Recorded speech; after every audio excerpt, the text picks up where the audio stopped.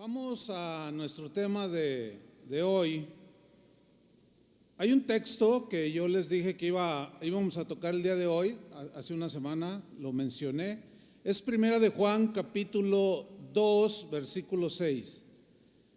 Voy a hablar sobre la importancia de permanecer en Cristo. ¿Qué tan importante será ser perseverantes y constantes en Cristo? Vamos a leer 1 de Juan 2, versículo 6. Dice así: el que dice que permanece en Él debe andar como Él anduvo. Así de sencillo el mensaje del apóstol Juan. Miren, este texto lo voy a exponer en dos enseñanzas, la de hoy y el siguiente domingo. La de hoy es sobre la importancia de permanecer en Cristo. Bien, comenzaré diciéndole lo siguiente: el cristianismo no son simplemente frases bonitas, muchas de ellas son literalmente, poéticamente son hermosas, pero no se trata de eso el cristianismo. No son simples frases bonitas respecto a Dios o de la relación al prójimo. No son frases que se quedan flotando en el aire, en el ambiente. No, tampoco el cristianismo son conceptos filosóficos, pensamientos elevados. Tampoco son conceptos netamente teológicos profundos, cosas que solamente son alcanzables para pocas personas, para los iluminados o para los grandes teólogos con mentes con mucha capacidad de retención de conocimiento. No, el cristianismo es algo sencillo que se palpa, que se vive. El cristianismo, que está sustentado en la palabra de Dios, nos lleva mucho más allá del conocimiento. El conocimiento es importante, pero nos aterriza, nos lleva al plano del conocimiento a la práctica, del oír al hacer. Esto es el cristianismo. Por consiguiente, el cristianismo es un estilo de vida totalmente distinto a cómo viven las personas que no aman a Dios. Porque el cristianismo son acciones demostrables, son acciones visibles, palpables, que nosotros los cristianos hacemos hacia Dios, pero hacia los demás también. ¿Se acuerdan aquel pasaje cuando se acerca un joven que era rico, y le dijo: Señor, ¿qué debo de hacer para tener vida eterna?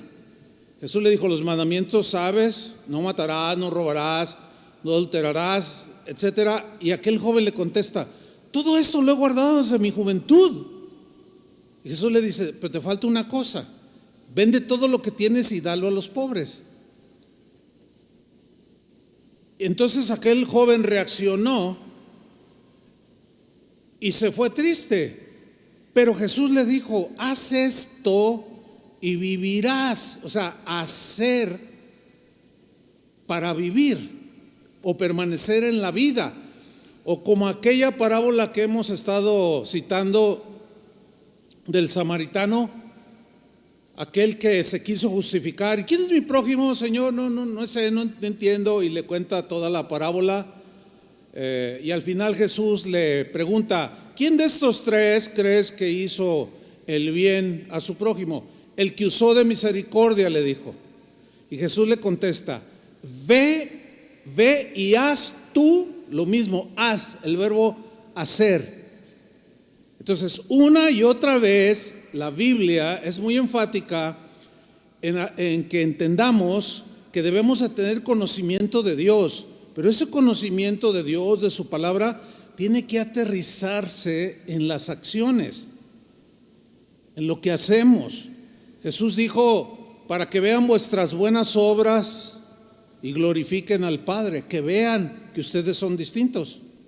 Santiago, el apóstol, lo sintetizó de una manera muy pues muy sabia, Santiago 1:22, y puso ese mismo principio de la siguiente manera. Dijo así: pero sed hacedores de la palabra, hacedores de la palabra, y no tan solamente oidores, engañándoos a vosotros mismos. Miren, por ejemplo, ahorita aquí hay un buen número, el salón este está lleno. En este momento somos oidores, pero nos falta hacer. En una ocasión termina de predicar un pastor en una iglesia, y al despedirse de la gente se despidió de una ancianita. ¿Cómo está? Y qué gusto saludarla, y la abrazó y le dijo, pues ha terminado la reunión, pues que tenga un buen día, que Dios le bendiga, yo ya terminé mi sermón. Y la ancianita le contestó: no, todavía no termina. La segunda parte del sermón nos toca a nosotros vivirla allá afuera. O sea, llevar al terreno de los hechos lo que hemos oído. Porque si no lo hacemos así, corremos el riesgo de ser solamente ¿qué? Oidores y no hacedores. Y entonces alguien que nada más oye pero no lleva al terreno de los hechos lo que dice creer, se está engañando a sí mismo. En una ocasión, Jesús, que estaba con sus discípulos, les habló acerca de unos personajes conocidos como los escribas, los fariseos, que eran los que tenían el conocimiento de la ley y que su deber era enseñarlo a la gente. Y Jesús dijo algo interesante al respecto. Mateo 23, versículo 3. Dijo lo siguiente: así que todo lo que os digan, o sea, los escribas y los fariseos, todo lo que os digan que guardéis, guardadlo, dice. O sea, obviamente referente a la ley, ¿no? Dice, guardadlo y, ¿qué dijo Jesús? Hacedlo.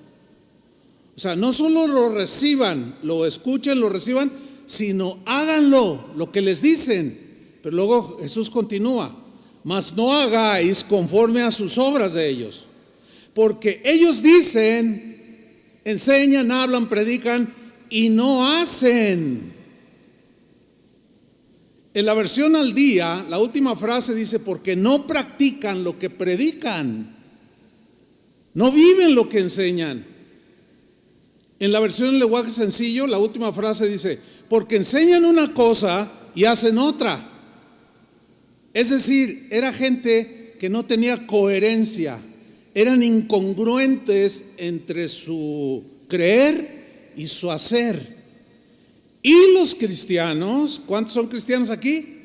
Nosotros tenemos que ser coherentes, tenemos que ser congruentes. No solo decir que creemos, sino hacer lo que decimos que creemos. ¿Se entiende? Fíjese, el apóstol Juan, el apóstol del amor, fue un hombre muy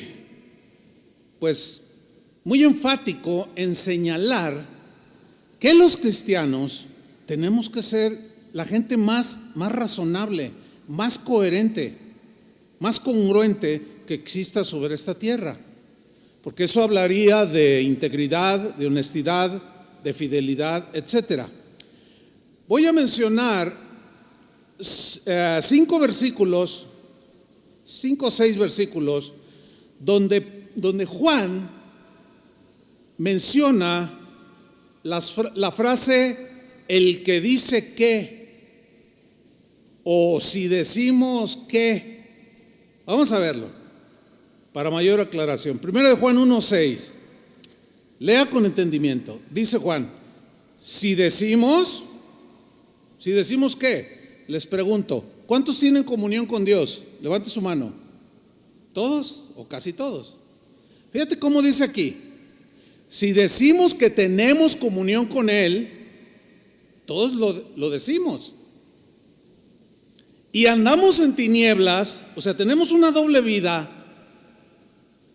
Mentimos y no practicamos la verdad.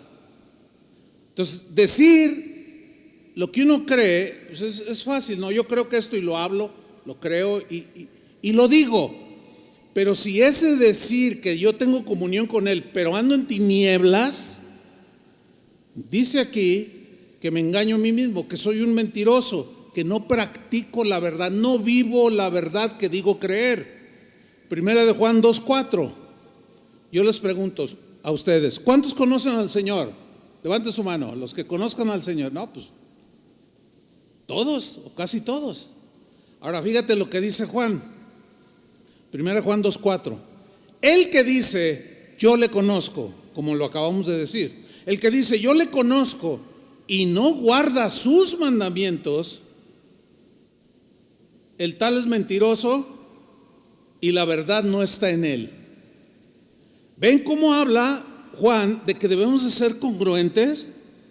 Tenemos que tener coherencia, tenemos que ser gente razonable que vive lo que cree, lo que oye lo lleva al terreno de los hechos. Ahora, si yo les pregunto a ustedes, ¿cuántos andan en la luz de Cristo? ¿Qué me contestarían? ¿Cuántos andan en la luz de Cristo? Igual, levantamos las manos y lo decimos. Mira lo que dice 1 Juan 2:9. El que dice que está en la luz, como acabamos de decir, y aborrece a su hermano, lo odia a su hermano, no lo puede ver ni en pintura, está todavía en tinieblas. O sea, no hay congruencia con alguien que dice yo estoy en la luz, Dios me iluminó y ahora tengo una nueva vida, vivo en la luz de Cristo, pero odia a su suegra o a su papá o a su tío, a su hermano, a su primo o al vecino, o le cae mal el América, lo aborrece porque es chiva.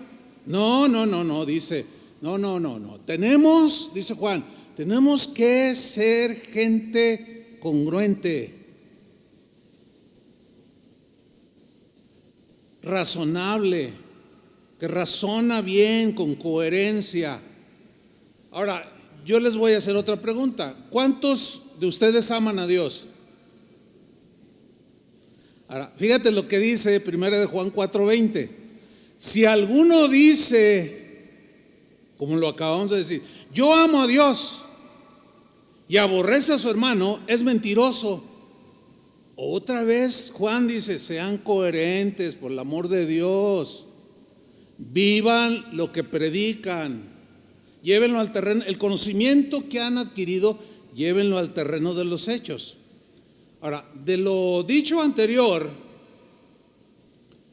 o de lo que acabo de mencionar, vamos a nuestro texto que leímos al principio, 1 de Juan 2:6. El que dice que permanece en él, debe de andar como él anduvo.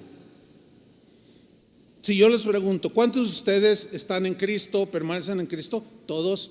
Pero el que dice que permanece en él, ¿qué debe de hacer? Andar, acciones visibles, tangentes, tangibles. Debe de andar como él anduvo. Ahora bien, para fin de andar como él anduvo en esta tierra, debe haber una permanencia constante de parte nuestra. Es decir, nosotros somos los que tenemos que permanecer. Es una acción voluntaria. Dios no obliga a nadie a permanecer en Cristo. No somos robots para que nos haya programado y sí o sí vas a permanecer. No, porque si no, no lo diría como algo imperativo. Permaneced, o sea, es un mandamiento. Permaneced en mí, dijo Jesús. Entonces, es una acción visible que nosotros hacemos. Permanencia. Ahora, ¿qué implica permanecer en él? Bueno, la palabra griega meno es la que se traduce por permanecer. Ahora, este verbo permanecer tiene la idea de quedarse en un lugar, en un estado o en una relación con una persona, con alguien, pero de manera permanente, duradera, perdurable, como un esposo y una esposa que se casan y que se prometen ambos vivir juntos, amándose, respetándose, hasta que la muerte los separe. O sea, en las buenas y en las malas, en la salud y en la enfermedad, en la riqueza y en la pobreza, ellos van a permanecer fieles en su matrimonio el uno al otro. Y es una decisión que cada uno toma, y es una decisión totalmente de la voluntad. Es algo que muchos prometen y no cumplen. A las primeras de cambio se les olvida la promesa, entonces ahí ya fueron incoherentes, ya no fueron congruentes. Pues no, que la amabas tanto, pues no, hasta llorabas, ay, el amor de mi vida, y ya la andas divorciando. No seas incoherente, no seas insensato. No, hay que ser coherentes, congruentes. De otra manera te estás engañando a ti mismo y no vives un cristianismo que le agrade a Dios. Por consiguiente, permanecer en Cristo implica vivir permanentemente con Él, sin moverse, en las buenas y en las malas, en la salud y en la enfermedad, en la pobreza y en la riqueza, sin mirar las circunstancias. Tú amas a Cristo en la tempestad y en la calma, cuando hay abundancia y cuando hay escasez. Tú permaneces. ¿Por qué? Porque el cristiano tiene que ser congruente. Permanecer en Cristo es mantener una relación cotidiana, perseverante con Él, de todos los días. No se concibe un cristianismo, como se suele decir, dominguero, donde sí ponemos nuestra mejor actitud y rostro y damos la mejor alabanza como hace un rato, pero luego ya llega el día de mañana y ya se me olvidó todo, se me olvidó que soy cristiano. Allí entras en un andar totalmente incongruente. Y hay como una, pues como una bipolaridad entre lo que oyes aquí y lo que haces allá. Entonces, permanecer en Cristo cotidianamente sin movernos, como decía el apóstol Pablo, nada me separará del amor de Dios, ni tribulación, ni angustia, ni persecución, ni hambre, ni desnudez, ni peligro, nada me va a separar, porque soy congruente, decía Pablo, y permanezco en Cristo. Ahora, ¿qué tan importante será permanecer en Cristo? Miren, Jesús, que es el que nos interesa, insistió de manera reiterativa en la importancia de permanecer en Él. Vamos a ver a continuación que en 10 versículos que vamos a leer, Jesús mencionó 11 veces el verbo permanecer. Y cuando estaba yo haciendo plasmando, pues ya sintetizando el bosquejo de la enseñanza, me acordé de un maestro que tuve en el seminario que decía más o menos lo siguiente. Decía, miren, cuando Dios habla una vez, dice una cosa en la Biblia, una vez es importante. ¿Por qué? Porque es Dios, pues instruyéndote, hablándote, llamándote la atención, advirtiéndote, etcétera. Cuando Dios habla una vez, decía este maestro, es importante. Cuando Dios habla lo mismo o te habla lo mismo 2 veces, es muy importante. Si te habla lo mismo 3 veces, es sumamente importante. Entonces, cuando yo estaba recordando este dicho de mi maestro, dije, bueno, y si habla 4 veces lo mismo, pues es urgente, ¿no? Urge. Pero si habla 5 veces lo mismo, es muy urgente. Y si te habla 6 veces, es sumamente urgente. Y las 7, pues ya se me acabó. Porque para mencionar en 10 versículos 11 veces el verbo permanecer, es que tenemos que permanecer. Para Jesús era muy, muy importante darnos esa advertencia. Jesús estaba a punto de ir a la cruz. Algunos estudiosos dicen que cuando él dijo la parábola de la vid verdadera, que es la que vamos a leer a continuación, estaban en el aposento donde tuvieron la cena pascual, donde instituyó la Santa Cena antes de ir a la cruz. Y estaba allí con sus discípulos cuando les enseña lo que se conoce como la parábola de la vid verdadera. Vamos a leerla. Vamos a Juan capítulo 15, versículo 1. Voy a leerlo en la versión al día. Y dice así: yo soy la vid verdadera. Yo soy, les dijo. Y mi Padre es el labrador. Es el que cultiva, el que cuida esa vid verdadera. Y como labrador la cuida para que dé buenos frutos, y mucho fruto, y no solo mucho, sino buen fruto. Versículo 2.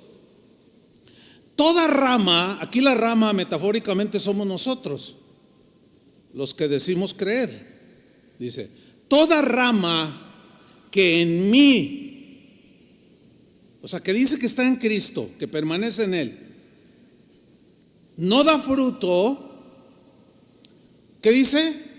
La corta. Pero toda rama que da fruto, la poda para que dé más fruto. Yo tengo árboles frutales ahí en mi casa. Y cuando tengo el tiempo, me gusta pues quitar las hojas secas, pero en ocasiones, por ejemplo, tengo un árbol de mandarina. De esas chiquitas, ¿sí las ha visto? Pero que son súper dulces. ¿Sí las ha comido? Unas chiquitas así. Bueno, el otro día dije, me voy a comer unos porque ahorita está lleno. Pero había unas ramas que estaban secas, pero estaban pegadas al tronco. Entonces andaba ahí el jardinero y le dije, oye, Berra, tráete el machete. ¿Qué va a hacer? Me dijo. Le digo, no, pues a cortarle aquí. Yo lo hago. Y cortó las ramas secas. ¿Por qué? Porque no estaban dando fruto. Eso cualquier niño lo entiende. Ahora, sigamos leyendo. Versículo 3. Vosotros, a los que estaban allí con él en ese momento, ya estáis limpios por la palabra que os he comunicado. Fíjate cómo la palabra de Dios tiene ese poder espiritual de limpiar, ¿no? Nuestros pensamientos, nuestra vida, nuestro corazón. Y Jesús les dice, ustedes ya están limpios por la palabra que yo les he comunicado, les he dado. Ahora, en esta parábola de la vid, vamos a hacer un paréntesis para ver el capítulo 8 del mismo Evangelio de San Juan. Porque en este capítulo menciona que Jesús les dijo algo muy importante a las personas que en ese momento estaban oyendo su mensaje. Y les dijo en Juan 8:30, hablando él estas cosas, muchos creyeron en él. ¿Cuántos? Muchos. Aquí hay muchos. Muchos creyeron en él. Ay, sí, yo creo esa palabra. Qué poderosa, tocó mi corazón, me trajo convicción, etcétera, etcétera. Creyeron en él. Pero ahí no quedó el asunto. Jesús, por enésima vez, en el versículo 31, dijo lo siguiente. Dijo entonces Jesús, A los judíos, en este caso a los jalisquillos que están aquí, dijo Jesús a los judíos que habían creído en Él. ¿Cuántos de ustedes han creído en Él? Bueno, como si también es para nosotros. Si vosotros permaneciereis en mi palabra, seréis verdaderamente mis discípulos. O sea, se puede leer lo contrario. Si ustedes no permanecen en mi palabra, no son mis discípulos. Y yo los conozco, los que son de a de veras. Entonces Jesús enfatiza otra vez aquí, en otro capítulo y en toda su vida, el permanecer. Entonces, para ser verdaderos discípulos de Jesús es imprescindible permanecer en su palabra.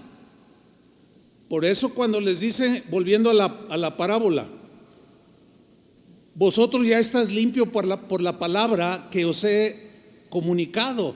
Y luego en el versículo 4, volviendo a la parábola, les dice, permaneced en mí.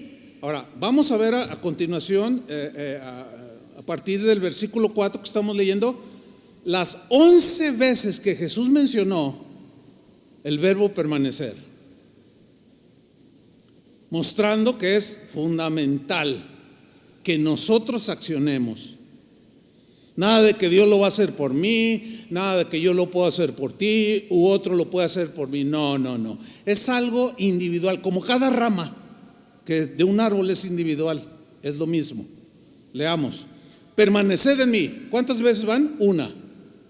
Permanezcan en mí, no se muevan. Quédense a vivir permanentemente en mí. Ese es el concepto en el griego de permanecer. Permaneced en mí y yo permaneceré en vosotros. 2 veces mención del verbo permanecer. Ahora, Él es verdadero, Él es fiel, Él no es como nosotros, voluble, cambiante, que ahora, hoy les prometo estar con ustedes todos los días de su vida. Pero ¿sabes qué? Se me hace que hoy no, Él no es así, como nosotros. Entonces dice, ustedes permanezcan en mí porque yo soy fiel y no voy a faltar a mi promesa. Y yo permanezco en ustedes. Sigo leyendo. Así como ninguna rama puede dar fruto por sí misma, sino que tiene que permanecer en la vid. ¿Cuántas van? 3. Ahí está, señalado. Así tampoco vosotros podéis dar fruto si no permanecéis en mí. 4 veces el verbo permanecer en un solo texto. Es urgente que entendamos que no podemos vivir de una manera contraria a la que decimos que creemos. Decidid, la Biblia dice esto, ¿a quién vas a servir? Si vas a servir a Dios en el tiempo de Elías, o a los Baales, a los ídolos, decídete a quién vas a servir, a Dios, o vas a dedicar tu vida en la persecución de los bienes materiales o del dinero en esta vida. Decídete, pero no estés en 2 pensamientos, no estés con 2 conductas distintas que son totalmente incongruentes. No digas yo amo a Dios, yo conozco a Dios, y por otro lado odias y hacemos cosas que no van en la congruencia de un cristiano. Versículo 5. Yo soy la vid, yo soy donde corre la savia que alimenta las ramas. Yo soy la vid, yo soy el tronco y ustedes son las ramas. El que permanece en mí, van 5 veces, como yo en él, sería una sexta, pero ese es el pilón. El que permanece en mí como yo en él, dará mucho fruto. Esto es una lógica. Si una rama está bien adherida al tronco, recibe la savia que alimenta y nutre la rama para que por naturaleza en el caso de la vid, de unos racimos de uva deliciosos.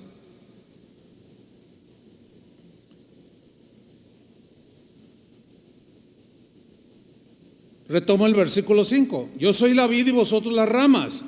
El que permanece en mí, como yo en él, dará mucho fruto. Separados de mí, entiéndanlo, cristianos, como diciendo el Señor, ¿no? En otras palabras, separados de mí, no podéis hacer absolutamente nada, o sea, de provecho en relación con Dios.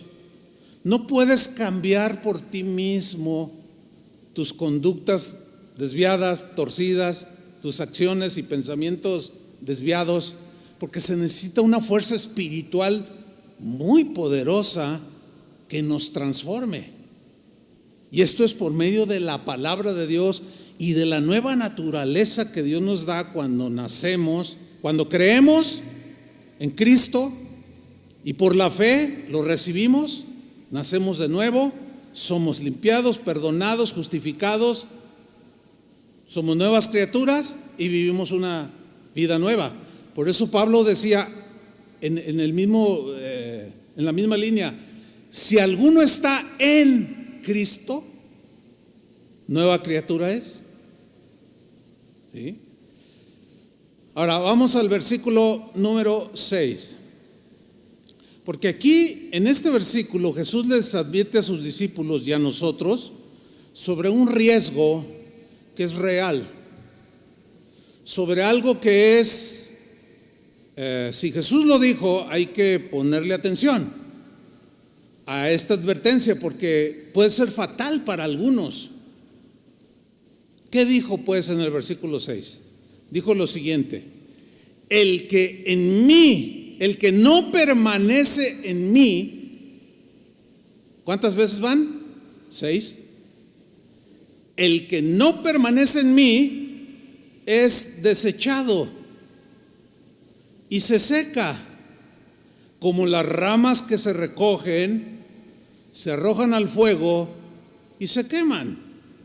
Cuando usted va al bosque o va a acampar por ahí y quiere hacer una fogata, ¿qué tipo de leña, qué condiciones tiene que reunir la leña para usted hacer una fogata? A ver, eso hasta un niño lo entiende.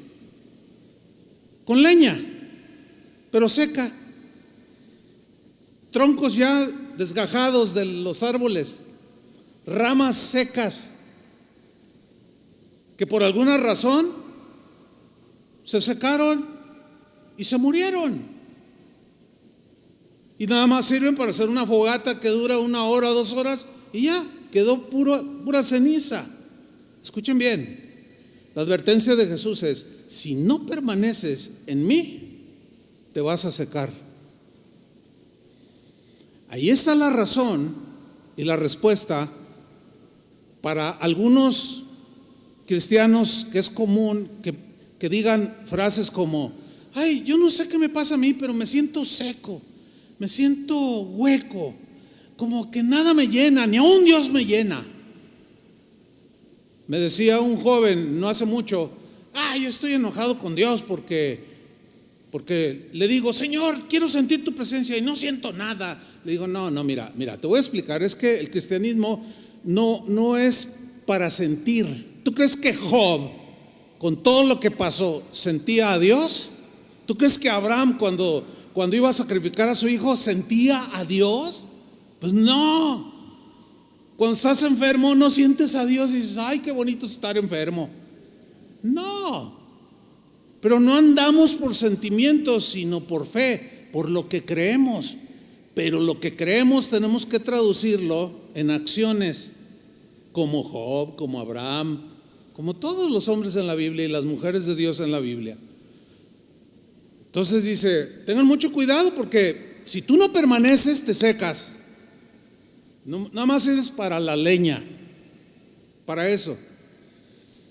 Versículo 7: si permanecéis en mí, ¿cuántas veces van ya? 7 veces. Si permanecéis en mí, noten que ese sí es condicional. Si permanecéis en mí y mis palabras permanecen en vosotros, mírenlo Mire el resultado.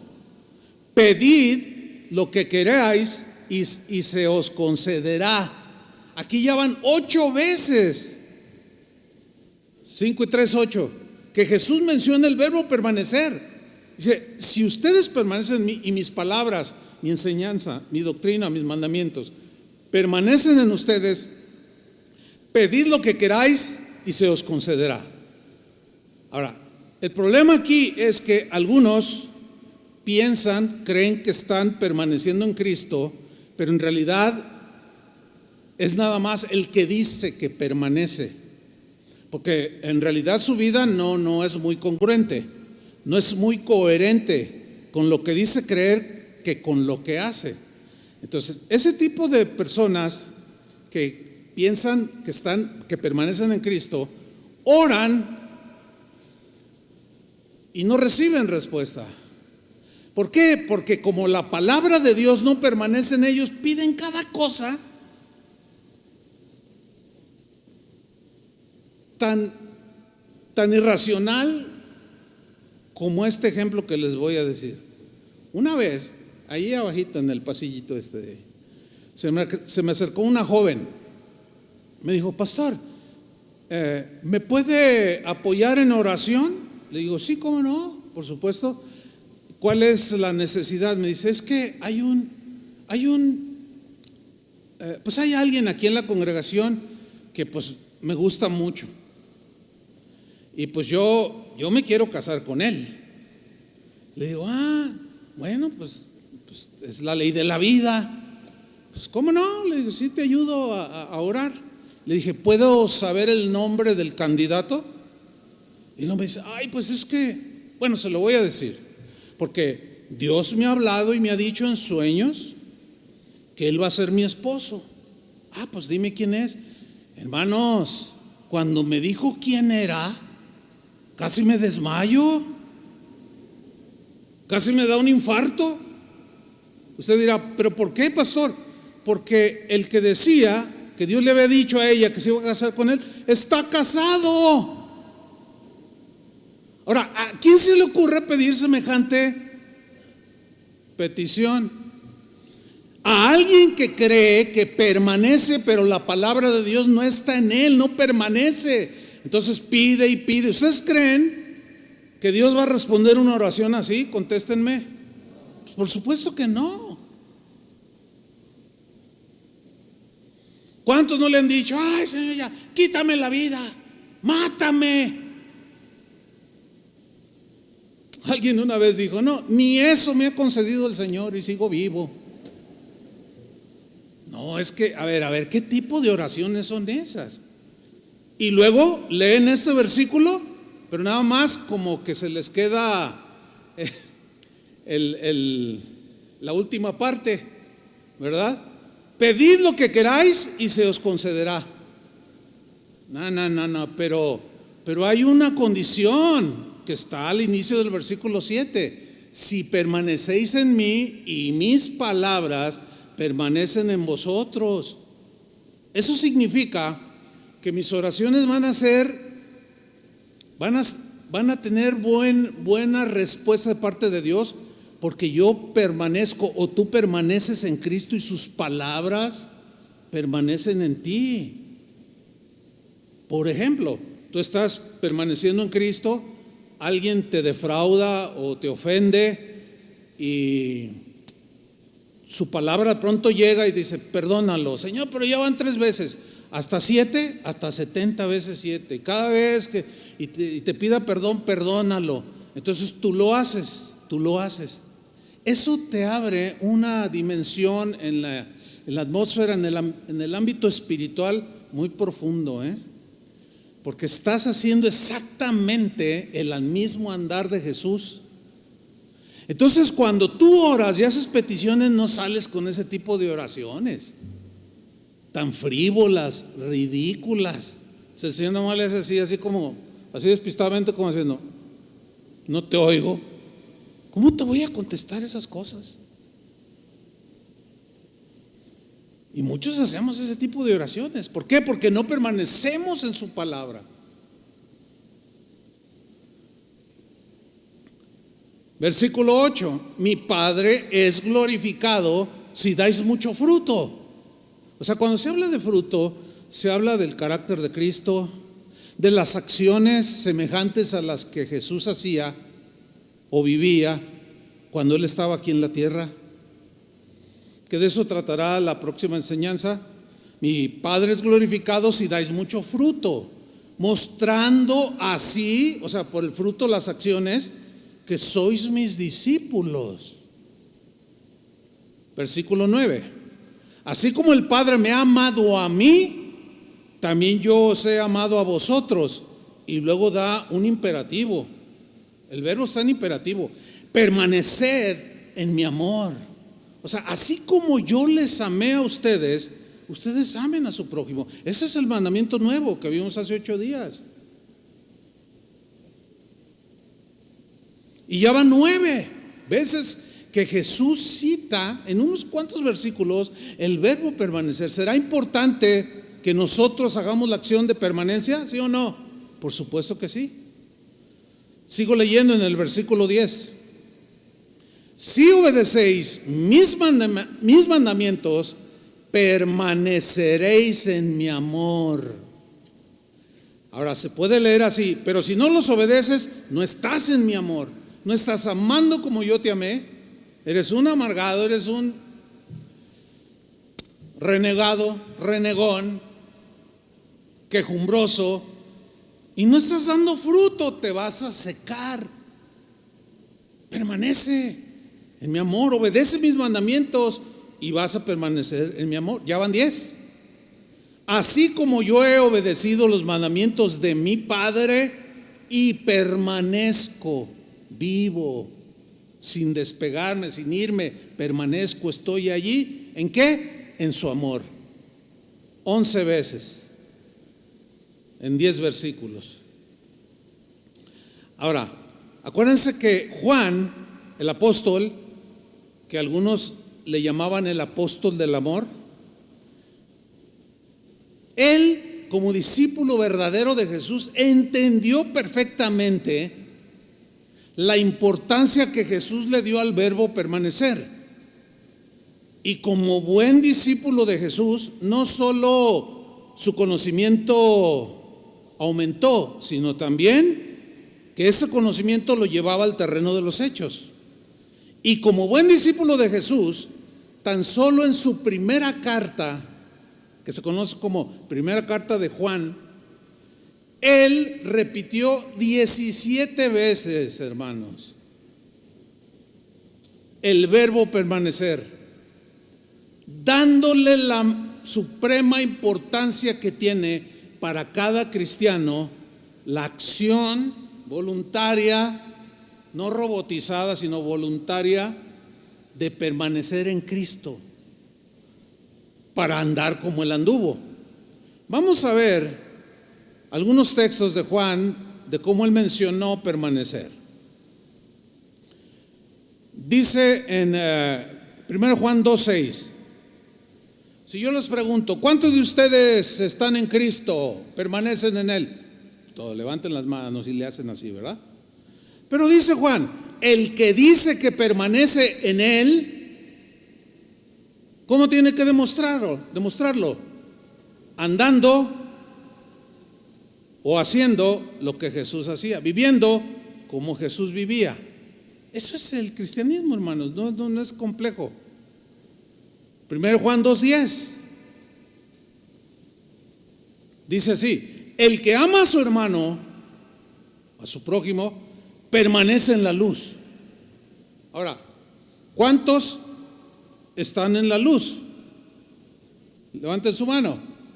Muy bien. El que ama a su hermano permanece en la luz y en él no hay tropiezo. Pero si lo leemos al revés o invirtiendo el significado, podemos leer así: el que no ama a su hermano no está en la luz de Cristo y es un tropiezo para los demás. Se dice la historia, que el gran estadista que dejó su huella en la historia, un hombre llamado Mahatma Gandhi, nacido en la India. Él se fue a estudiar a Europa, concretamente se fue a Londres, a Inglaterra, a estudiar leyes. Él quería ser abogado. Y Londres, Inglaterra, o el país Reino Unido, se precia de ser un país cristiano hasta la fecha. Bueno, en aquel tiempo había la costumbre de albergar estudiantes que venían de la India a estudiar ahí a Londres.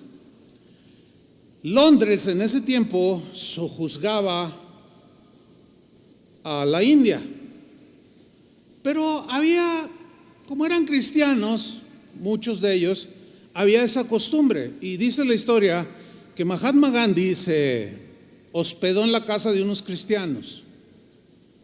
Y ahí estuvo un buen tiempo mientras estudió leyes. Cuando él termina, se regresa a la India a hacer su revolución o lo que haya sido. Le preguntaron que qué impacto había tenido en él el hecho de haberse hospedado por varios años en la casa de cristianos.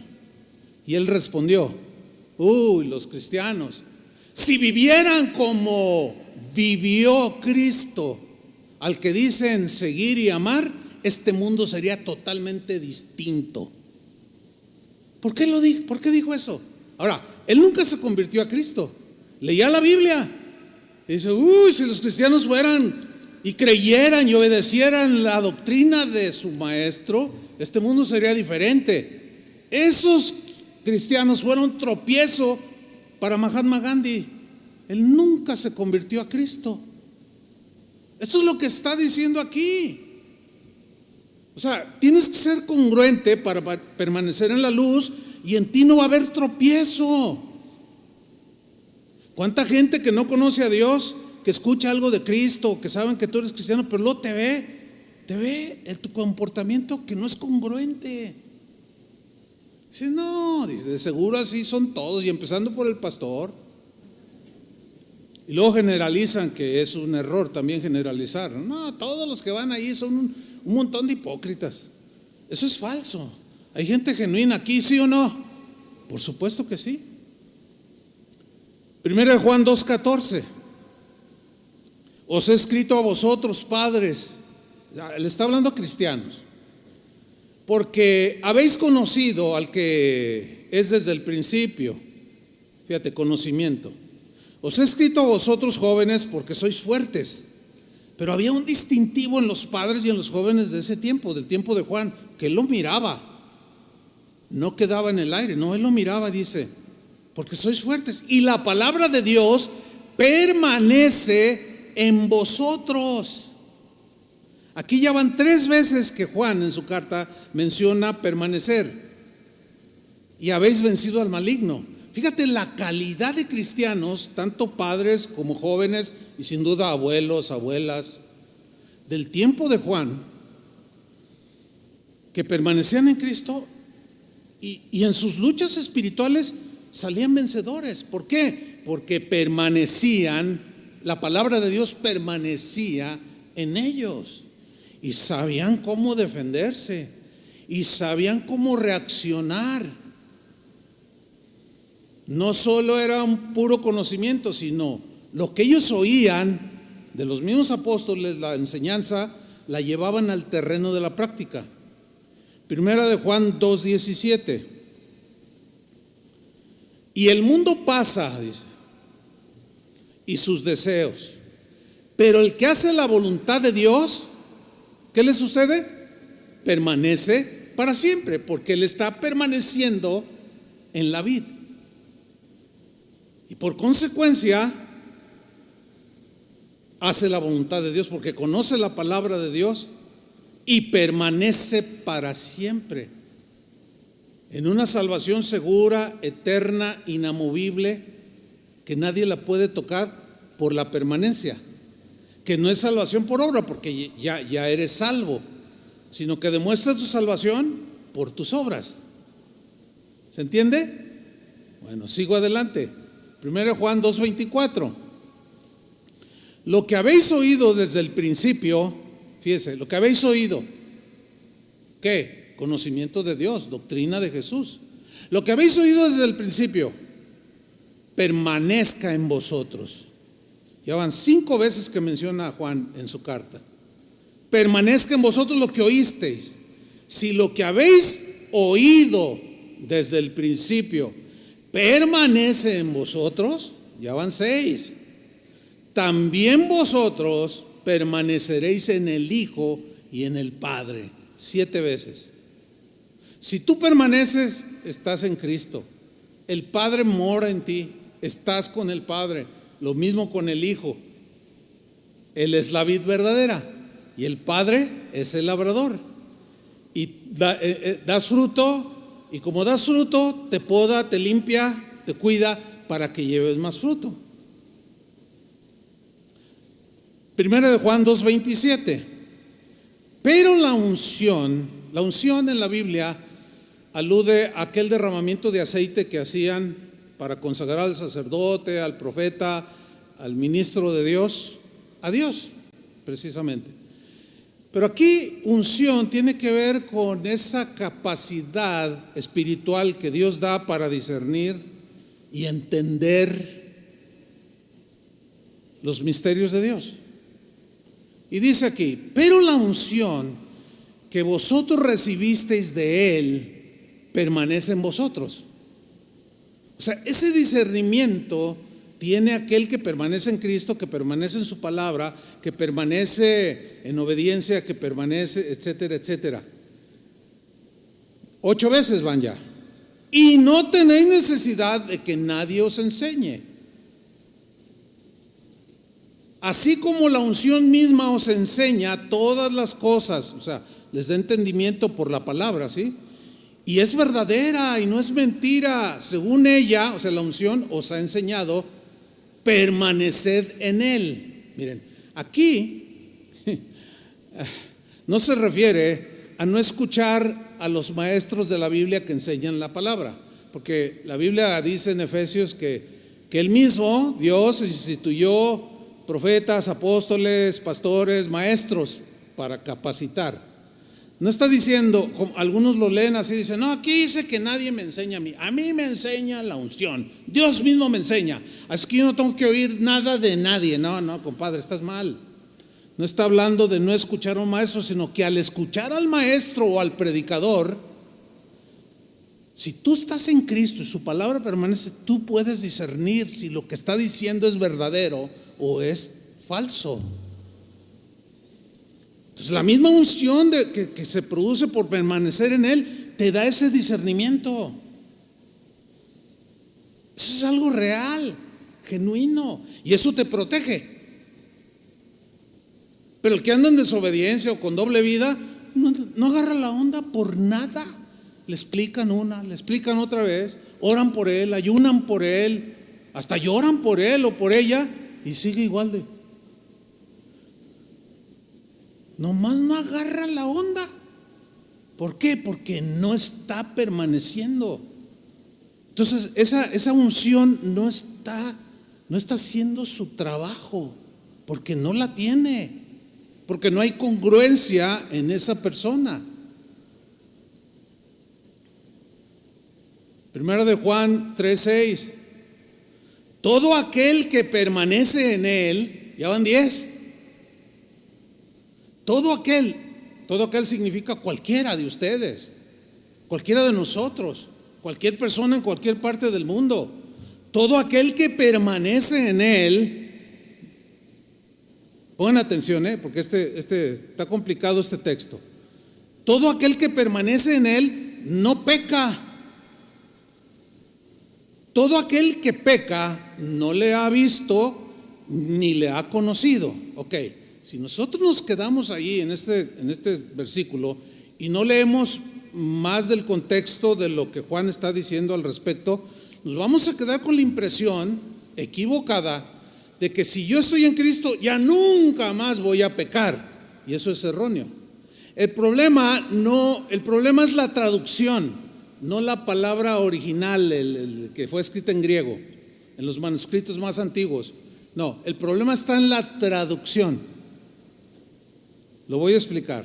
Cuando dice aquí, todo aquel que permanece en él no peca, aquí el sentido de no peca es no practica cotidianamente el pecado, como lo practicaba antes de ser cristiano. Ese es el sentido. Porque en el versículo 9 del mismo capítulo 3, la traducción es más clara, en la Reina Valera, 1 Juan 3:9. Todo aquel que es nacido de Dios no practica el pecado. El verbo practicar aquí es un verbo que en griego habla de repetir algo constantemente. Es como una fábrica que fabrica, qué sé yo, hay pelotas de golf. Todas salen igualitas. Todas salen igualitas. El proceso es el mismo y una y otra vez. Esa es la idea aquí. El que dice que permanece en él, el que es nacido de Dios, no practica el pecado.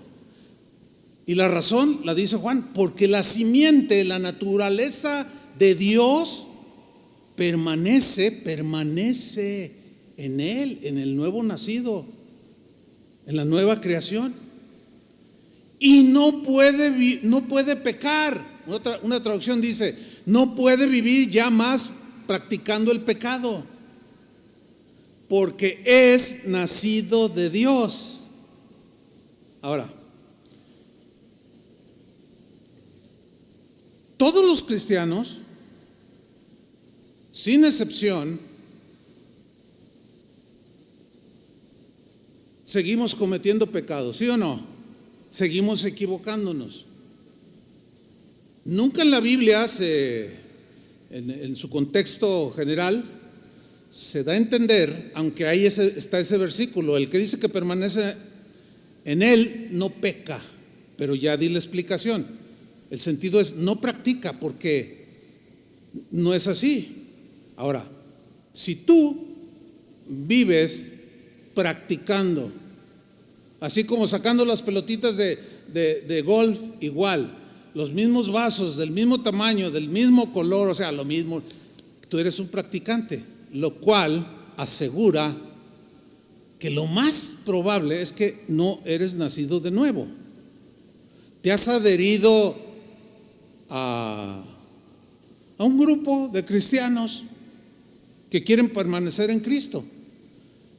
Entonces te parece bonito los cantos y todo, pero a la vez dices, pero pues, ¿qué tiene? Así somos los seres humanos.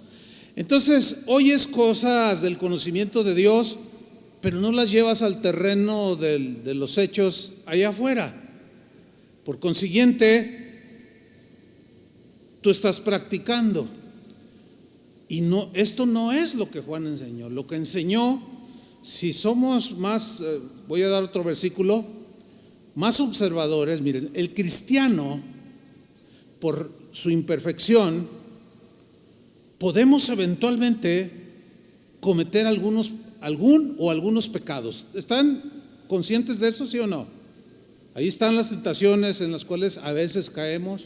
Bueno, sin embargo, un cristiano que permanece en Cristo ya no vive practicando el pecado, pero eventualmente puede tropezar.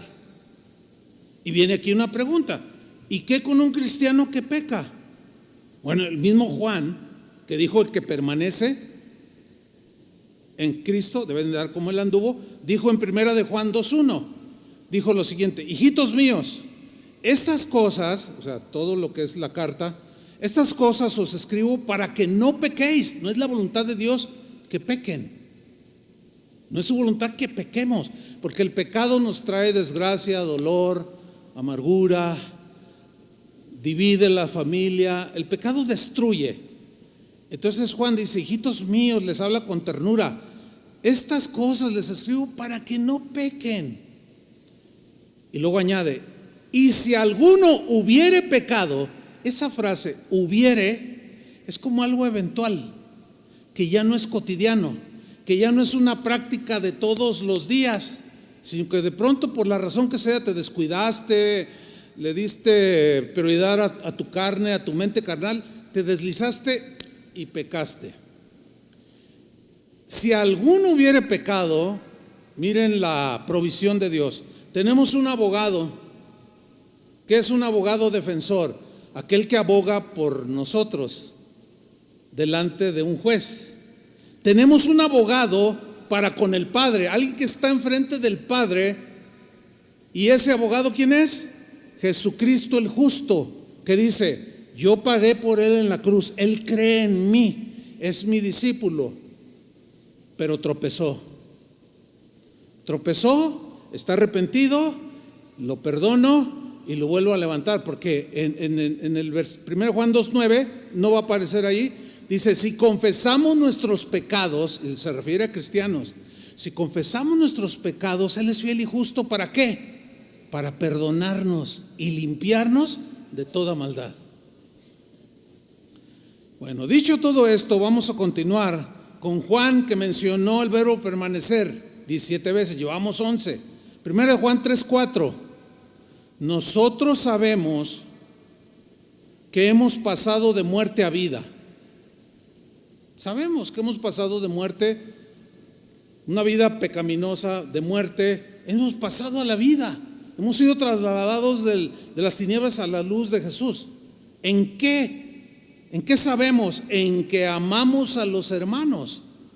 El que no ama a su hermano permanece en muerte. Es un estado ya de permanencia, de muerte espiritual.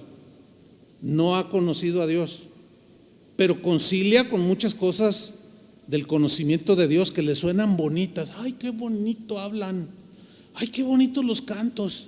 ¿Quién sabe qué siento aquí? A veces me dan como ganas de llorar y se me hace un nudo en la garganta. Ay, porque, está bien bonito. Bueno, si todo eso que oyes no lo llevas al terreno de los hechos, no sirvió de nada. Se engañan a ustedes mismos. Ya van 12 veces que menciona. 1 Juan 3:24. Y el que guarda sus mandamientos permanece en Dios. Eventualmente nos podemos tropezar, pero el Señor nos levanta y seguimos permaneciendo en Dios y Dios en Él 13 veces. Y en esto sabemos que Él permanece en nosotros 14 veces por el Espíritu que nos ha dado.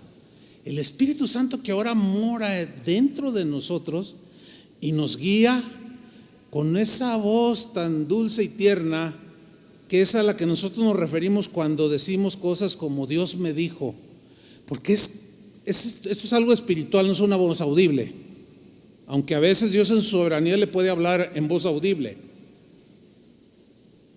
que no es la regla, es la excepción, no es la regla, pero su Espíritu siempre nos está redarguyendo, siempre nos está corrigiendo, siempre nos está animando a hacer lo bueno. Nos está animando siempre, exhortándonos a que obedezcamos y permanezcamos en la palabra de Cristo para poder permanecer en Él y el Padre en nosotros. Algunos cristianos dicen: ay, pastor, se me hace que el cristianismo no es para mí. Un buen número de personas me lo han dicho a través de los años. Yo les pregunto: ¿pero por qué dices que no es para ti? Es que, mire, Dios conoce mi corazón, yo no quiero fallarle. Fíjese, yo era muy mal hablado. Cuando yo me convertí, se me quitó el 80%, pero así como de tajo, pero me quedó un 20%. Y de cuando en cuando se me salen unas palabrotas. Pero al ir caminando con Cristo, se fue alejando, pero ay, pastor, dice, de pronto se me sale otra.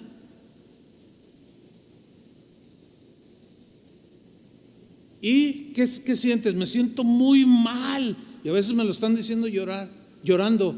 Y me dicen: es que yo no quiero decirlo. Me acuerdo que una vez a un joven le dije, ¿sabes? Esa es una buena señal de que eres hijo de Dios. Y así como que, ¿cómo?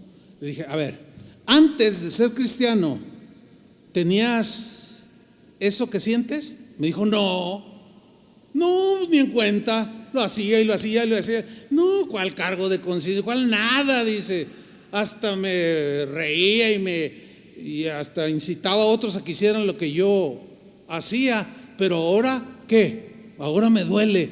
Esa es una buena señal de que eres hijo de Dios. Porque si no fueras hijo de Dios, seguirías así. Pero como hijo de Dios, te duele cuando se te salen esas palabrotas. Otra vez la volví a decir. Ayúdame, Señor. Y esos son los que reconocen su necesidad de Dios.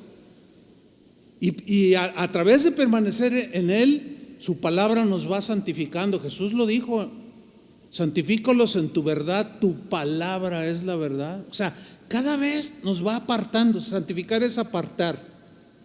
Nos va apartando de todo eso, esa corrupción que hay en el mundo, de toda esa forma de vivir corrupta, mala, despiadada, burlesca, hipócrita. Nos va limpiando.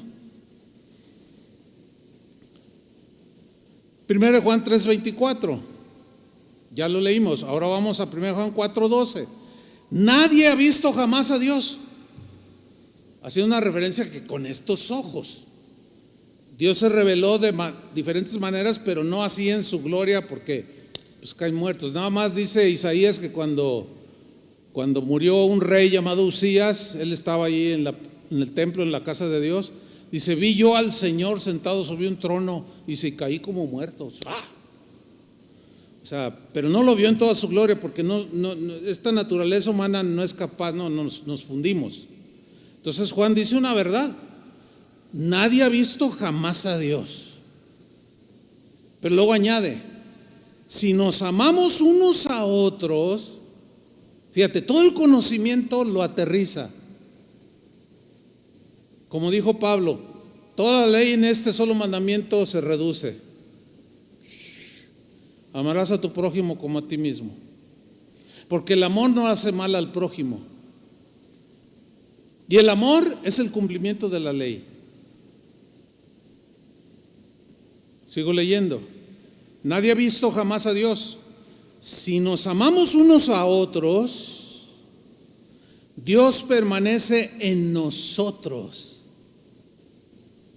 15 veces mencionado hasta ahorita. Y su amor se ha perfeccionado en nosotros. Hay un cristiano que se llamó Jerónimo, no el del siglo III ni IV, no, un contemporáneo del apóstol Juan, que escribió en algunos de sus escritos que él hizo. Y eso hoy lo podemos leer nosotros. ¿Qué escribió acerca del apóstol Juan? Escribió ciertos detalles como este. Él menciona que cuando Juan ya era muy anciano, se calcula que llegaba a los 90 años o más, que cuando él llegaba a la comunidad cristiana como esta, a predicarle a los hermanos, ya estaba muy viejito. Ya no se podía ni subir al estrado. De tal manera, narra este tal Jerónimo, que casi lo cargaban entre dos, lo llevaban al púlpito. Y a duras penas se paraba el apóstol Juan y se recargaba en el atril y empezaba a predicar. Y su mensaje duraba 10 segundos. ¿Y saben cuál era su mensaje? Decía, hijitos, ámense unos a otros. Y ya les daba la señal para que lo bajaran. Entonces cada que él llegaba era el único mensaje que predicaba: hijitos, ámense unos a otros. Y ya ayúdenme. Y ya se bajaba. Pues entre la audiencia había un joven que dijo, ya me enfadó este viejito, siempre dice lo mismo. Yo quiero conocer cosas profundas de Dios. Cálmate, Jerónimo, Firulais o quién sabe cómo. Está bien conocer, pero si no lo aterrizas, no te sirve de nada. Yo leo un montón, usted no se imagina cuánto leo, cuánto estudio. Pero si ese estudio no lo aterrizo en la vida cotidiana, no me sirve de nada.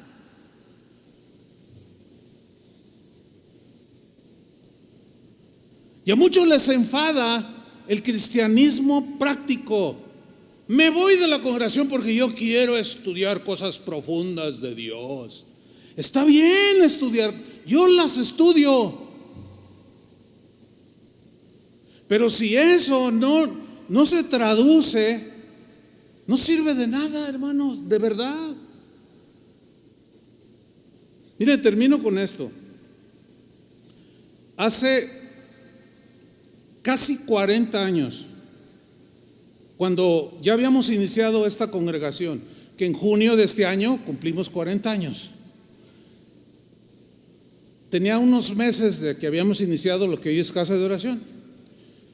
Yo tenía 26 años de edad, un joven, muy joven, 26 años. Y yo había un pastor de aquí en la ciudad, todavía vive él, está ya bien ancianito. Un hombre, pues sabio, un hombre que conocía mucho de la palabra de Dios y era muy estudioso de las escrituras. Entonces un día yo me acerqué con él porque dije, este hombre me puede enseñar a mí muchas cosas. Y Dios me dio gracia con él. Y duramos en un curso 3 años ya a nivel licenciatura teológica en una universidad teológica.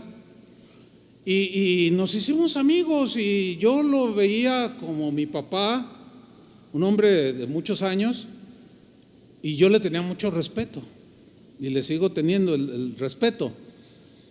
Un día este pastor me dice, oye Chuy, te invito a predicar a mi congregación. Yo le dije, ay hermano, dice, no. Dice, mira, acepta la invitación.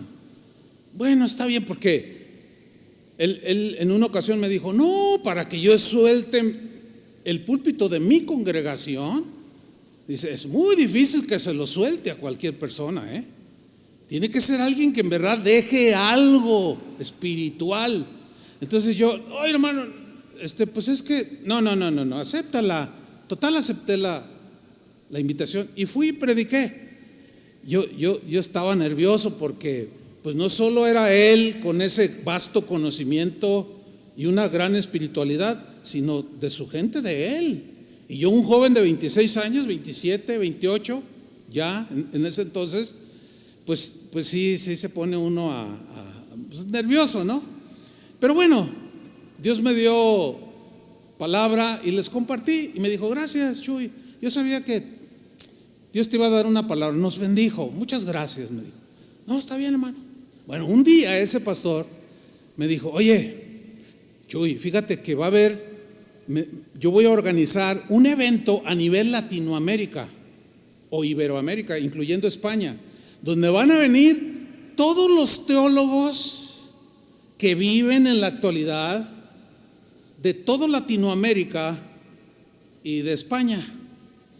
Y yo, ay, de verdad, hermano. Y yo leí algunos, tengo libros de algunos de ellos. La mayoría de ellos ya murieron, porque en ese tiempo ya eran personas de 70, 80 años. Y le dije, de veras, ay hermano, pues invíteme. No, sí te invito, me dijo. Pero fíjate que orando, Dios me dijo, invita a Chuy porque le voy a dar una palabra para que se las dé a esos teólogos. Entonces te voy a invitar para un devocional, me dijo. Y les vas a dar un devocional a todos esos teólogos. Entonces, no, pues me entró un terror. Porque dije, no, pero yo cómo, o sea, me menosprecié. Y en ese menosprecio de, no, pues es que yo estoy joven, el Espíritu Santo me dijo, nadie tenga en poco tu juventud. Y yo reacciono así, dice, yo te voy a dar palabra.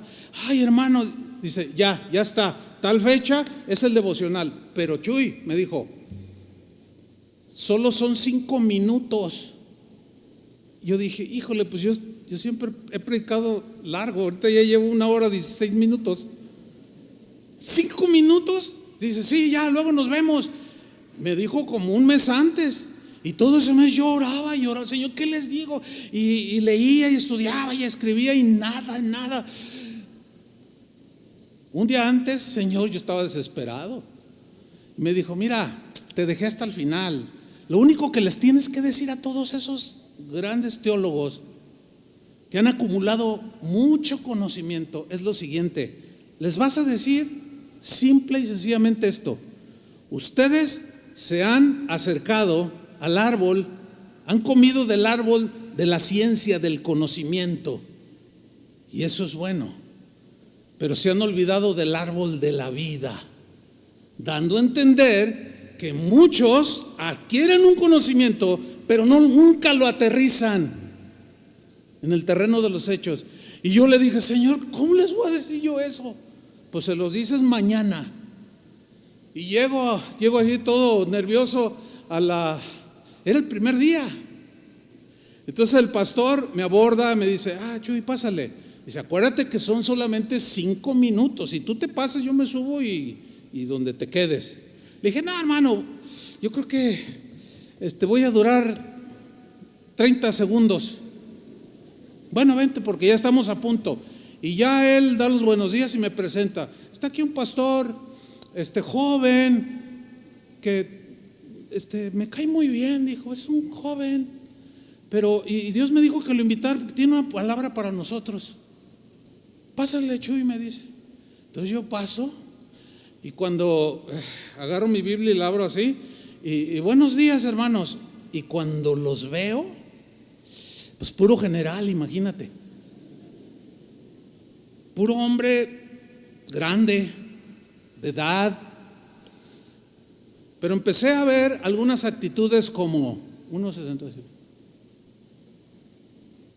otro hacía, otro así como diciendo, ¿y este jovenzuelo qué? Como diciendo, ¿qué me va a enseñar a mí? Que soy teólogo, que tengo un conocimiento. O sea, aquello era aterrador, hermanos, créanmelo. Yo estaba aterrorizado. Pero algo me sucedió en el interior. Yo sé que fue el Espíritu Santo y me dijo, vamos, díselos. Se los dije lo mejor que pude. Dije, miren, yo tengo mucho respeto por ustedes. Yo leo a algunos de ustedes, tengo libros de algunos de ustedes, pero pues yo tengo una palabra muy cortita como devocional para ustedes. De parte de Dios, es Dios, no es algo mío. Pero Dios me dijo que les dijera que ustedes se han acercado al árbol de la ciencia y del conocimiento y han acumulado mucho conocimiento, pero se han olvidado del árbol de la vida. Están desprendidos de la vid. No hay vida, hay mucho conocimiento, pero no lo aterrizan. Así, con este énfasis no se los dije, Yo estaba temblando así, luego era el púlpito era de madera y no se veía como aquí, pero yo estaba temblando. Y cuando yo estaba diciendo eso, que no me llevé más de 30 segundos, algunos se acomodaban la corbata así como molestos y otros así de plano. Pero otros, yo vi distintas reacciones. Otros hacían esto y luego termino, oro y me bajo. Y dije, ahí nos vemos. Y me bajo y me voy hacia la salida. Y el pastor se va por aquel lado y me dice, ¿dónde vas, Chuy?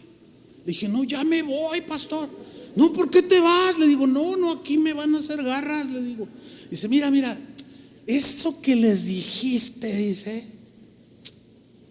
por eso Dios me lo dijo que te iba a dar una palabra. No te vayas, Chuy, espérate, le digo, no, pastor. Y me insistió y me quedé. Y subió un gran teólogo con un conocimiento tremendo, dio una enseñanza de 1 hora. Yo no entendí nada. No es por hablar mal de un teólogo que tiene mucho conocimiento, pero esas palabras rebuscadas, esas frases donde no aterrizan nunca. en lo que es el cristianismo. Yo dije, híjole, qué tremendo, ¿qué trata de decir? ¿A dónde nos quiere llevar? Y en cuanto ya termina su exposición, yo me levanto y ahí nos vemos. Y el pastor me agarra otra vez allá a la salida. ¿Dónde vas?, me dice. Le digo, no, pastor, esto no es para mí. Me dice, espérate, Chuy. Y en eso estamos hablando y se acerca uno de ellos, que era un maestro, un teólogo uruguayo, un hombre bajito, calvito, pero un gran hombre reconocido en toda Latinoamérica. Y se me acerca y me dice, pastor, pero con una humildad, hermano. Me dijo, pastor, y mete su mano así en su saco y saca una tarjeta y me dice, esta es mi tarjeta, cuando vaya a Uruguay, por favor, le ruego, llámeme, yo quiero que predique en mi congregación. Y yo me sorprendí. Dice, es que eso que dijo es verdad. Dice, estábamos acá con las grandes revelaciones teológicas, discutiendo, peleando teológicamente quién es el mejor, quién es el que sabe más, y nos hemos olvidado del cristianismo sencillo, de la vida, de vivirlo. Y en eso estamos. Y se me acerca otro, pastor, gracias por su mensaje, me llegó, yo reconozco. Y luego se me acerca otro y luego otro. Estaba yo rodeado de esos generales que humildemente aceptaron esa exhortación. Pero también cuando levanto los ojos hacia el auditorio, había unos así como, hay de todo. Pero ¿saben una cosa? Jesús sabe quiénes son sus discípulos. Está bien estudiar, está bien el conocimiento, pero no al grado del que el día de hoy en las redes sociales alguien que tiene mucho conocimiento está explicando y dice, ay, no como el burro del predicador, diciéndole burro a otro predicador, por el amor de Dios. Otro peor dijo, no, esos que creen son unos asnos. Ahora sí que haznos el favor. Es que no puede ser. O sea, no, pues tú les ves dar su clase, les voy a dar clase en el griego, porque yo sé griego. Miren, esto significa aquí, el tiempo es aoristo, el tiempo es pasado, es pretérito, qué sé yo, no como el asno de fulano ¿qué es eso? O sea, ese gran conocimiento no son capaces de aterrizarlo al simple dicho de Jesús, ámense unos a los otros, porque eso demostrará que son verdaderamente mis discípulos. Oremos, hermanos. Señor, muchas gracias por tu palabra. Gracias porque en ella encontramos siempre la guía, la exhortación. Gracias, Jesús, por ser la vid, y nosotros como ramas queremos permanecer. No queremos apartarnos, queremos perseverar. Ese es un acto de la voluntad de cada uno. Cada uno decide si permanece o se aleja. Porque si te negamos, tú nos negarás. Si te abandonamos, tú no nos vas a forzar, Señor. Es algo totalmente libre. Está bien tener mucho conocimiento y aprenderlo, pero si no lo bajamos al terreno de los hechos, no tiene sentido. Danos gracias, Señor, para vivir las sanas palabras de nuestro Señor Jesucristo, que a algunos no les bastan, y queremos que a nosotros no solo nos basten, sino que hasta nos sobra, y nos faltará mucho tiempo para vivirlo. Pero si cotidianamente, renglón tras renglón, día tras día, escalón tras escalón, permanecemos en Cristo, Él permanecerá en nosotros, y el fruto espiritual se verá en cada uno de nosotros. Y de ese fruto vendrán y comerán muchos y se alimentarán, y no seremos de tropiezo. sino de bendición. Señor, tú conoces a cada uno de los que estamos aquí, conoces quiénes son verdaderos discípulos, pero sin duda que quizás habrá algunos que tienen esa incongruencia. Señor, que este día tomen la decisión de ser congruentes, que vivan lo que dicen creer, porque tú dijiste: el que obedezca y enseñe uno de estos mandamientos muy pequeños será llamado grande. Mandamientos muy pequeños. Y que el conocimiento, Señor, no levante nuestro ego, y mucho menos nos sintamos orgullosos de que conocemos y sabemos mucho, porque si no lo aterrizamos no sirve para nada. Ayúdanos, Señor. Póngase de pie, levante sus manos y dígale: Señor, dame tu gracia. Levante sus manos y dígale: dame gracia, Señor. Quiero vivirla, quiero vivir lo que oigo todos los días de mi vida hasta que tú vengas.